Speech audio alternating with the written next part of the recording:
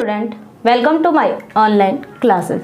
आप BSc final year में linear algebra पढ़ रहे थे और जिसमें हमने यूनिट 3 स्टार्ट की थी, चैप्टर 1 और जिसमें हम वेक्टर स्पेस में जो पढ़ रहे थे उसमें थ्योरम कर रहे थे। ठीक है, थ्योरम के 3 पार्ट प्रूफ किए थे, एक थ्योरम थी। अब थ्योरम का एक 4th पार्ट क्या है, देखिए।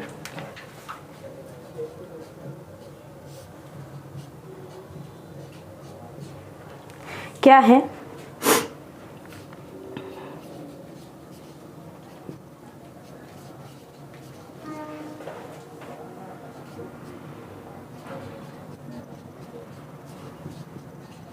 Alpha belongs to V. देखिए, सबसे पहले इसमें क्या क्या कर सकते हैं हम, वो सॉल्यूशन करेंगे। सॉल्यूशन देखिए, माइनस ए अल्फा इक्वल कितना है, माइनस हमें क्या लेके आना है, माइनस ऑफ ए अल्फा लेके आना है। तो सबसे पहले इसमें हम ये कर सकते हैं क्या, ए और हम लिखेंगे a plus minus A alpha, ठीक है, इक्वल में क्या है,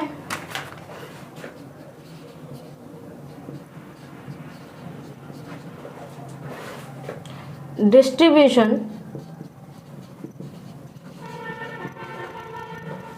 over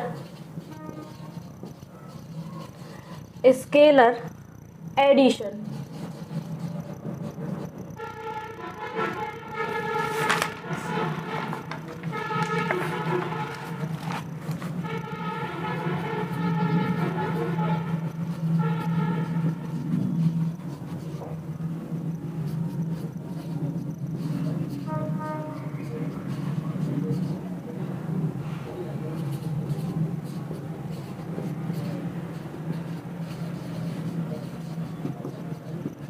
additive inverse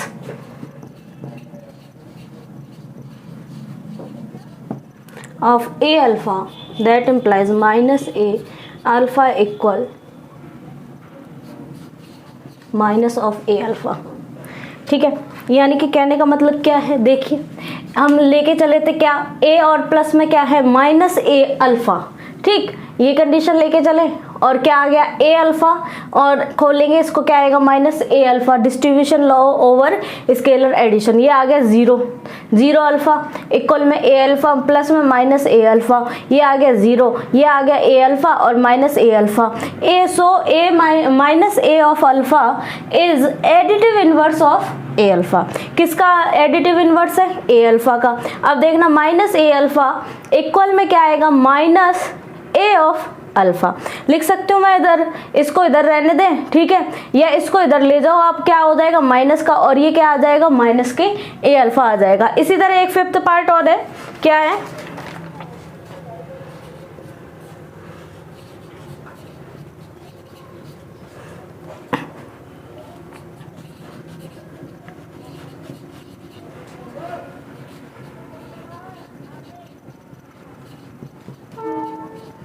belongs to be. Solution क्या है, for any a belongs to F and alpha comma beta belongs to V,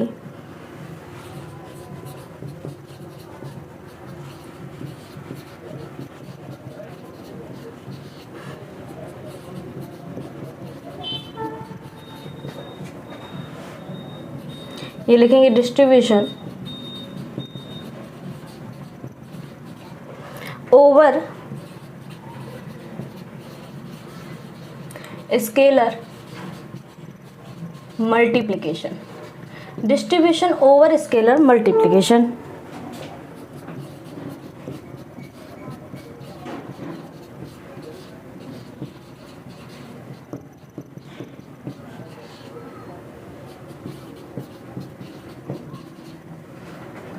देखिए इस कंडीशन में क्या क्या है, ए ब्रैकेट में कितना है, माइनस अल्फा माइनस बीटा, तो खोलेंगे तो क्या आएगा, A alpha minus A beta for all. ए तो एलिमेंट किसका होता है, फील्ड का, एंड अल्फा एंड बीटा किसके बिलोंग किस में करते हैं, वी में, ठीक है, यानी कि वेक्टर के। For any a belongs to F and alpha and beta belongs to V, then क्या करेंगे, ए ब्रैकेट में है अल्फा माइनस बीटा इक्वल में ए, ये आ जाएगा अल्फा, और प्लस में इसको लिख सकती हूँ मैं माइनस बीटा के रूप में, ये आएगा ए अल्फा, और प्लस में कितना आएगा ए ऑफ माइनस बीटा।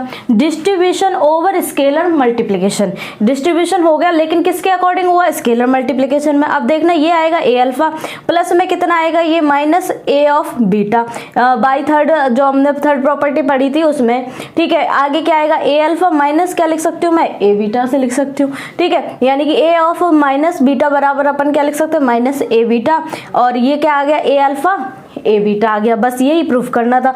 इसी तरह एक सिक्स्थ पार्ट और है,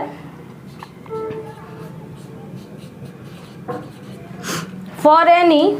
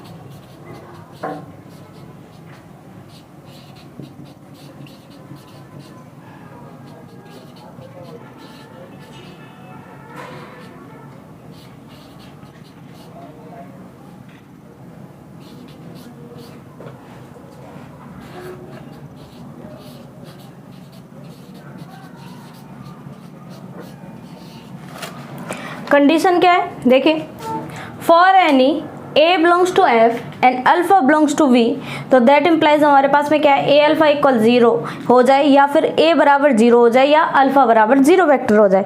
तो आप देखना कंडीशन क्या क्या है, let a belongs to f and alpha belongs to v since a is not equal 0, अगर a 0 नहीं है फिर भी इनका मल्टीप्लाई यानी कि a अल्फा बराबर 0 वेक्टर आ जाए, तो हम क्या कहेंगे, since a belongs to f and a is not equal to 0 that implies a inverse belongs to क्या होगा, फील्ड का एलिमेंट होगा।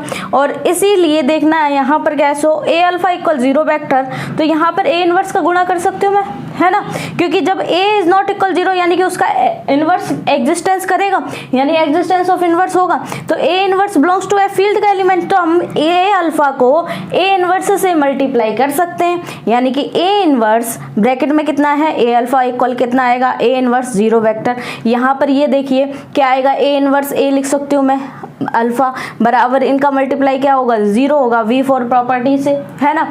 अब हम आगे करेंगे, आप इसका स्क्रीनशॉट लें।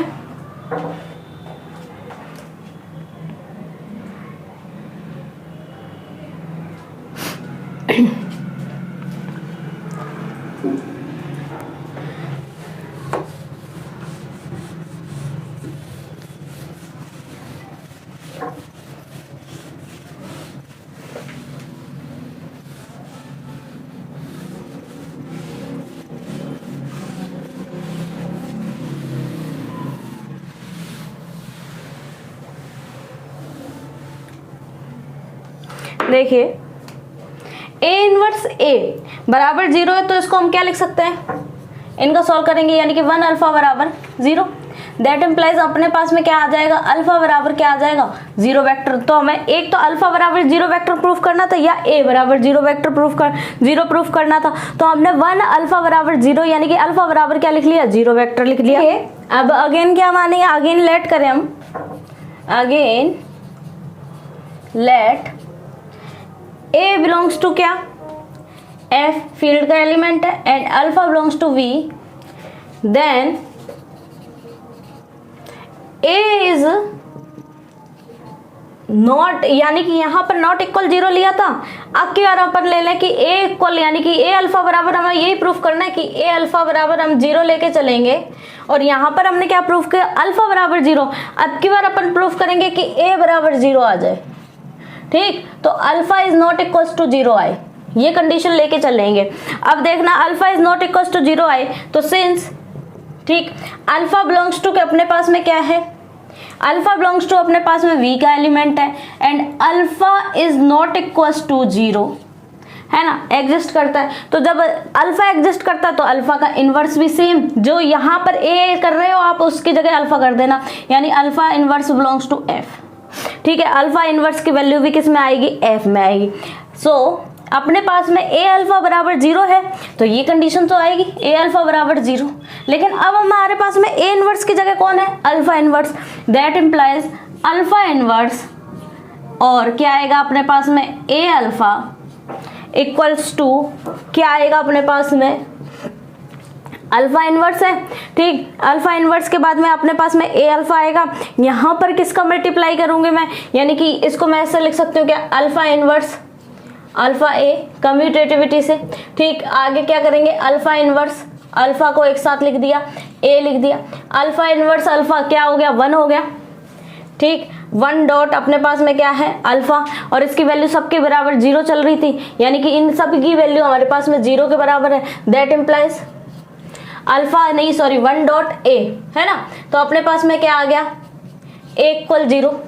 तो कंडीशन दोनों ही कंबाइंड रूप से क्या हो गई कि अगर हम ये इक्वेशन नंबर यहाँ पर ये 1 दे दें और यहाँ पर 2 दे दें, तो 1 एंड 2 को कंबाइंड करें, 1 एंड 2 इम्प्लाइज अपने पास में क्या आ गई कि दोनों ही कंडीशंस अल्फा बराबर 0 और ए बराबर 0, है ना, दोनों ही कंडीशन आ गई। तो कब आ रही है, सिंस जब अपने पास में गिवन है ए अल्फा बराबर 0, दैट इम्प्लाइज या तो ए बराबर 0 होगा या फिर अपने पास में क्या होगा, अल्फा बराबर 0 होगा, ये दोनों कंडीशंस होंगी।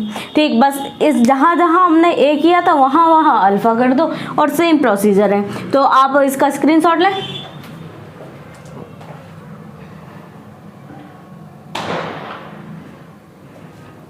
अब देखिए एक थ्योरम है, थ्योरम नंबर 1.2,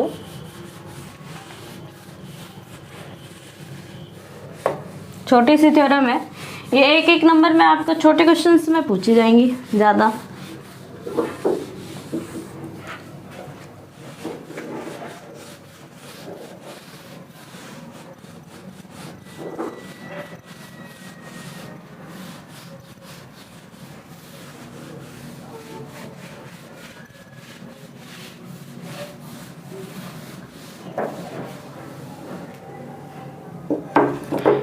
थ्योरम क्या है,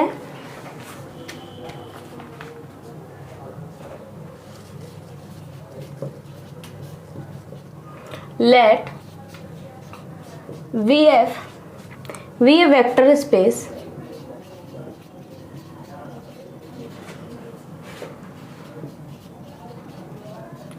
then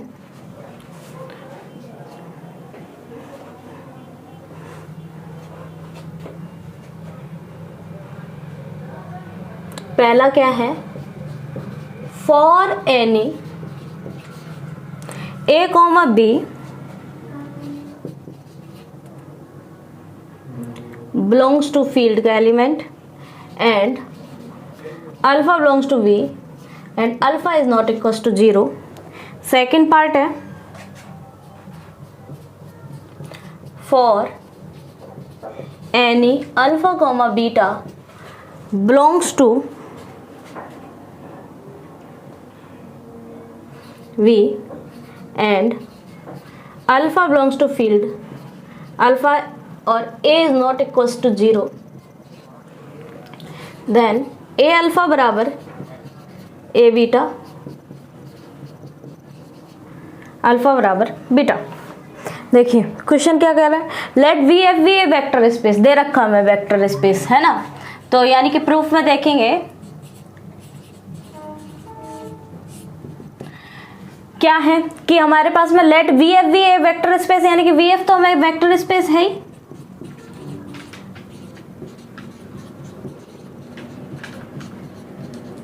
ठीक, वेक्टर स्पेस है तो for any A comma b किसका एलिमेंट है, फील्ड का, यानी कि अपन ए अल्फा बराबर बी बीटा लेके चलेंगे। ठीक, और एंड अल्फा बिलोंग्स टू यानी कि कितना है, अल्फा बिलोंग्स टू वी, और यहाँ पर ये वेक्टर का है, और alpha is not equal to 0।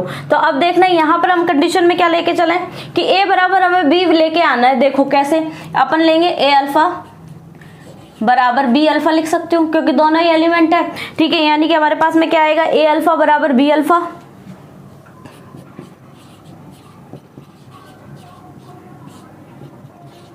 ठीक। यहां पर अल्फा कॉमन आ जाएगा, ए माइनस बी, अल्फा बराबर 0, that implies alpha is not equal to 0। तो अपने पास में क्या आएगा, गिवन है कि ए माइनस बी इक्वल 0 आ जाएगा, और सिंस लिख देंगे alpha is not equal to 0। अब यहां पर देखिए ए बराबर अपने पास में क्या आ गया, बी। बस यही देखना था हमें, कंडीशंस यही है। अब सेकंड पार्ट में देखिए क्या है, for any alpha comma beta belongs to V, ठीक, एंड अल्फा बिलोंग किसका है, अल्फा नहीं होगा यहाँ पर, ये अल्फा बिलोंग्स टू बी है, यहाँ पर ए आएगा, ए बिलोंग्स टू क्या है, एफ है, एंड ए की वैल्यू 0, एफ के 0 के इक्वल नहीं है, तो हमें ए अल्फा इक्वल में ए बीटा बराबर, दैट इंप्लाइज अल्फा बराबर बीटा करना है। तो देखिए क्या है, हम लेके चलेंगे, गिवन है ए अल्फा बराबर ए बीटा, ठीक, ए अल्फा बराबर क्या गिवन है, A beta, that implies A alpha minus A beta बराबर 0 लिख सकती हूँ मैं। एक कंडीशन यहाँ पर कॉमन क्या आया, ए अल्फा माइनस बीटा इक्वल 0। अब देखना, सिंस यहाँ पर अल्फा माइनस बीटा बराबर 0 होगा, और गिवन क्या है, since a is not equal to 0 given है, तो दैट इंप्लाइज क्या लिख सकती हूँ मैं, अल्फा बराबर बीटा। बस ये हो गई कंडीशंस। ये छोटे छोटे थ्योरम्स थी, कुछ मतलब इम्पोर्टेंट क्या है कि थोड़ा बहुत समझने के ऊपर है, आपको समझना आना चाहिए, उसके बाद आप आगे की चीज़ें पढ़ सकते हैं। आप इसका स्क्रीनशॉट लें।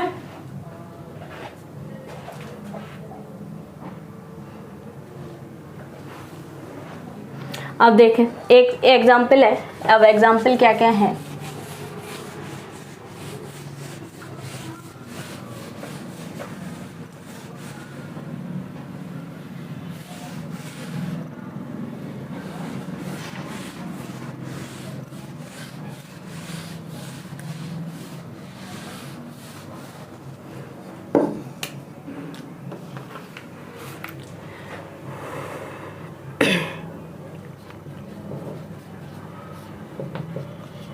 एग्जाम्पल क्या है, show that the set V of all ordered pair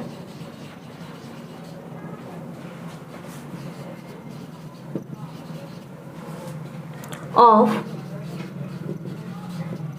integers is not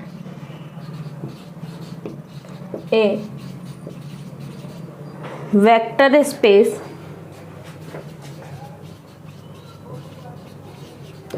over the field R of real number with vector addition and scalar multiplication.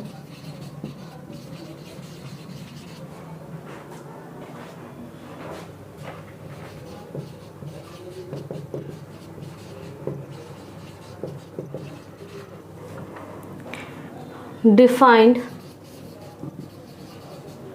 as follows.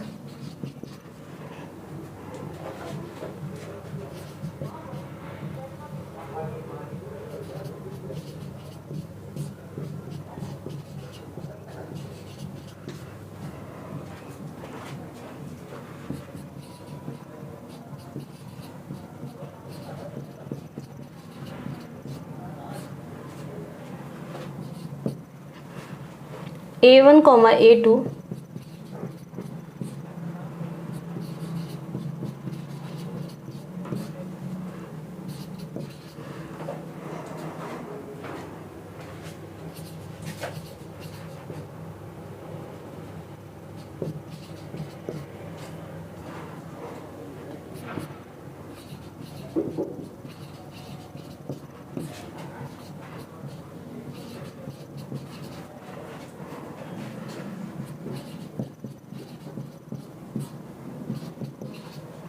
Belongs to we.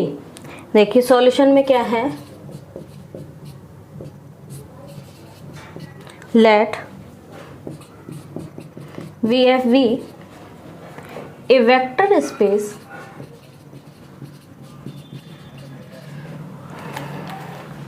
over the field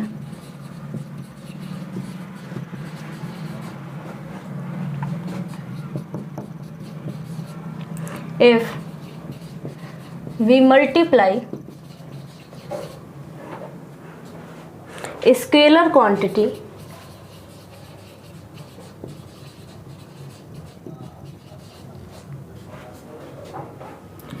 to V, then we define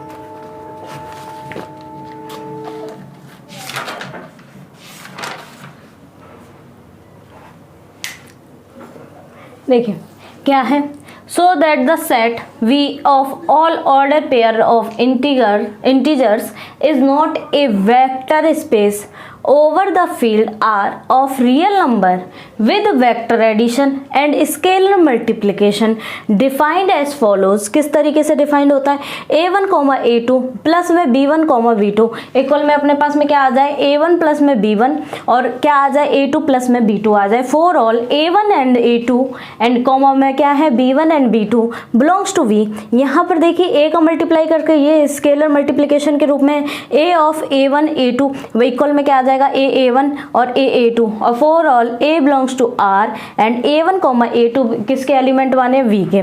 ठीक है, और यहाँ पर देखिए अब solution में क्या है, केवल एग्जाम्पल के थ्रू आउट हमें समझना है, इसमें ये एग्जाम्पल इतना नहीं आता और आपको बस ये समझना है कि इसमें क्यों है या क्यों नहीं है। ठीक है, यानी कि वेक्टर स्पेस नहीं है, क्यों नहीं है, देखिए let VF be a vector space over the field F if we multiply scalar quantity to V।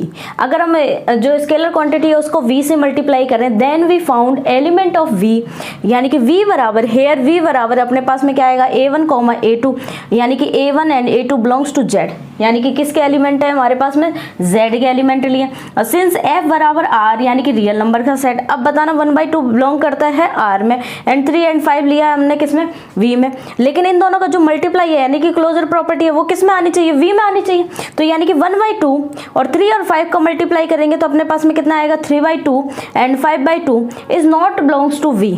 ठीक, और since 3/2 is not belongs to Z है ना, और is not belongs to Z, ये कंडीशन हो रही क्योंकि कंडीशन में हमने जेड लिया है और वो वी में नहीं है, यानी कि वी में नहीं है क्योंकि जेड में नहीं है तो वी में भी नहीं है, तो इसलिए ये कौन सी प्रॉपर्टी, यानी कि so V of R is closed for, is not closed for scalar multiplication, यहाँ पर लगाना is not closed for scalar multiplication, so V of R is not a vector space, तो यानी कि वी ऑफ आर क्या नहीं है, हमारे पास में वेक्टर स्पेस नहीं है। ये रहा आपका एग्जाम्पल, छोटा सा एग्जाम्पल था, केवल क्यों नहीं है वो हमें देखना था।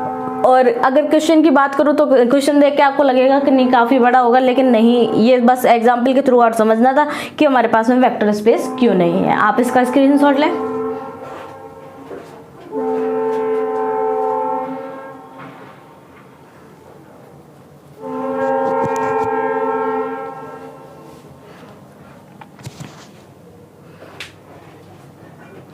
तो देखिए आज हमने एग्जाम्पल इसका ये पढ़ा है, अब हम नेक्स्ट वीडियो में इसके अदर पार्ट को पढ़ेंगे और उनके चीज़ों को समझेंगे और एग्जाम्पल इनके सॉल्व करेंगे।